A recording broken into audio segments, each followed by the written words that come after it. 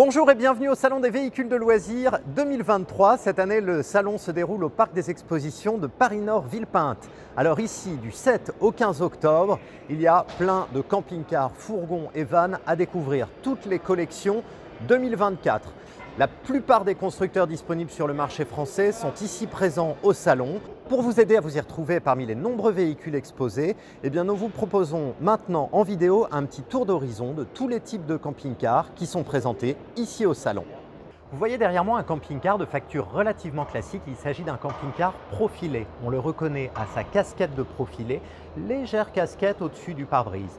Elle marque la jonction entre la cabine qui est reprise d'un utilitaire d'origine dont on a aussi repris le châssis et bien sûr le moteur, tandis que la partie arrière est une cellule aménagée dans laquelle on va trouver un salon, un cabinet de toilette, une cuisine et dans la plupart des cas une chambre avec un lit permanent.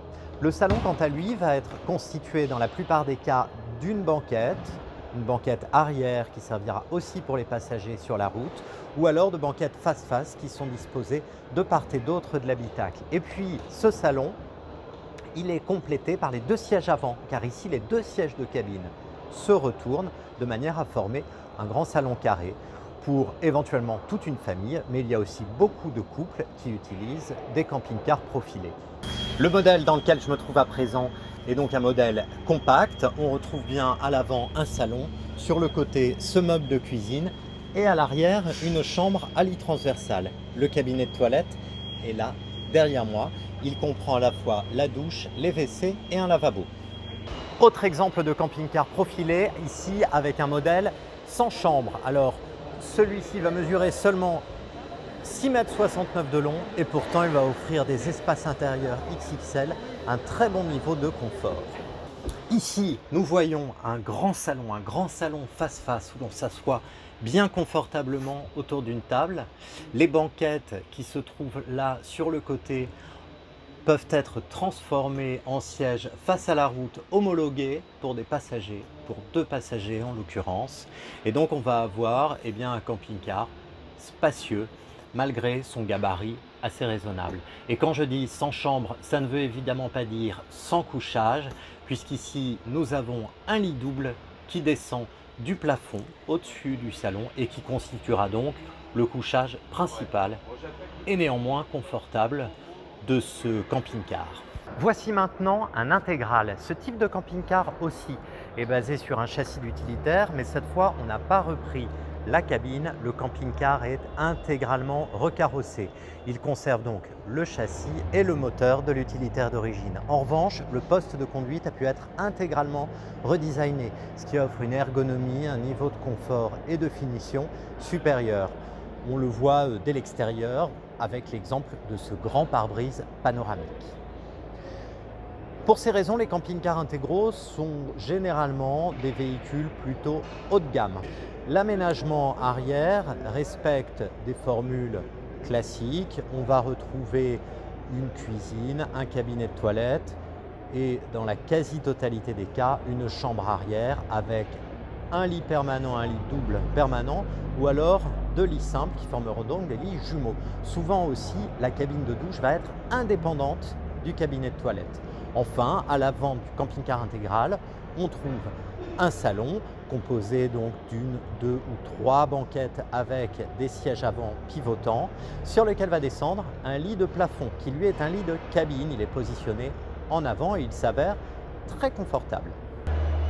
Nous voici à présent sur le stand d'une marque de fourgons aménagés. Les deux modèles qui sont derrière moi illustrent bien la diversité qui existe dans le domaine du fourgon aménagé, puisque nous avons ici à ma droite un modèle sur Peugeot Boxer avec un toit relevable et derrière moi, de l'autre côté, un modèle sur Ford Transit avec une belle carrosserie de couleur. Les deux ont un plafond vitré au-dessus de la cabine, ce qu'on appelle un Skyview. Alors, la particularité du fourgon aménagé par rapport au profilé à l'intégrale, c'est bien sûr sa compacité. Il mesure rarement plus de 6,36 m et dans la plupart des cas 6 m de long. Il existe même des modèles de 5,41 m de long. Ces véhicules, eux, reprennent toute la carrosserie de l'utilitaire d'origine. Mais alors ne vous inquiétez pas, il y a ensuite une isolation qui arrive, des finitions qui font qu'on trouve à bord un confort comparable à celui d'un véritable camping-car. Comme dans les profilés, on trouve dans la plupart des cas à l'intérieur d'un fourgon un salon avec les 2 sièges de cabine qui pivotent et une banquette arrière, et puis une cuisine latérale, un cabinet de toilette avec douche, WC et lavabo, et à l'arrière un lit permanent. Il y a bien sûr des variantes. Les fourgons permettent de voyager en couple comme en famille. La plupart des modèles disposent de 4 places carte grise. Il en existe aussi avec 5 places carte grise, donc c'est-à-dire 5 places avec ceinture homologuées pour la route.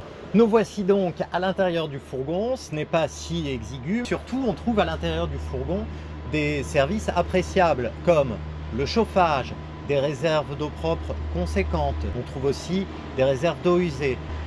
On a aussi à bord une cabine de douche, ce qui fait que le fourgon n'est pas cantonné au camping. Comme un camping-car, il peut voyager en toute autonomie. Le fourgon aménagé ou camper van que nous voyons ici est doté d'un lit transversal à l'arrière. C'est le cas de figure le plus fréquent et de loin. Mais il existe aussi des variantes. Il existe par exemple des fourgons à lit jumeau. Dans ce cas, on a 2 couchettes simples, une de chaque côté de l'habitacle. Et puis il y a des fourgons avec des lits qui descendent du plafond.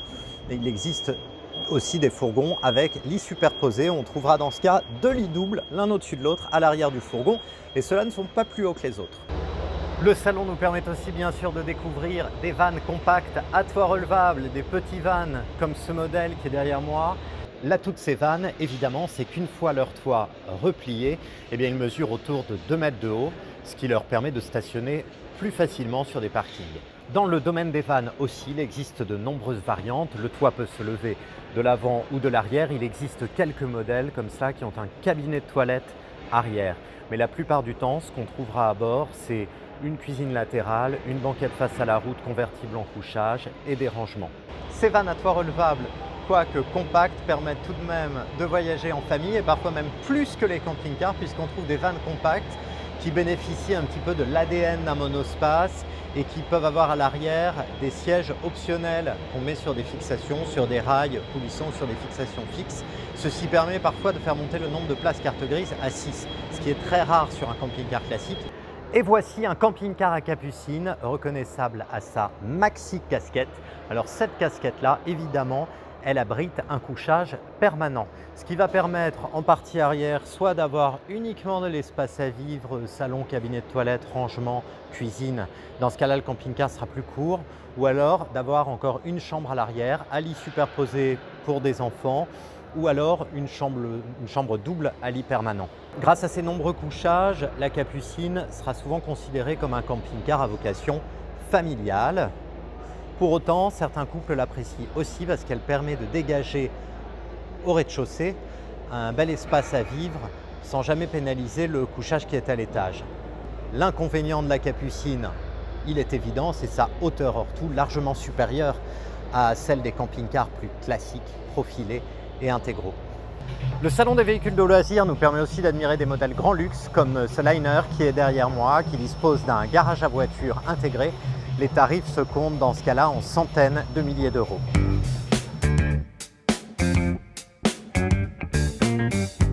Parmi les camping-cars les plus étonnants du salon des véhicules de loisirs se trouvent aussi des modèles 4x4 tout-terrain ou alors quelquefois des modèles tout-chemin qui eux ne disposent pas forcément de la transmission intégrale mais ne serait-ce que de la motricité renforcée permettant de rouler plus facilement sur un sol non carrossé. Ici, la nouveauté d'un des constructeurs de camping-car, c'est un modèle sur Mercedes Sprinter 4x4 avec des accessoires baroudeurs tels que la rampe de LED au-dessus du pare-brise ou encore les pneus tout-terrain. Il ne me reste plus qu'à vous souhaiter un très bon salon 2023 ici au Parc des Expositions Paris-Nord Villepinte et vous pouvez suivre toute l'actu du salon sur notre site internet lemondeducampingcar.fr.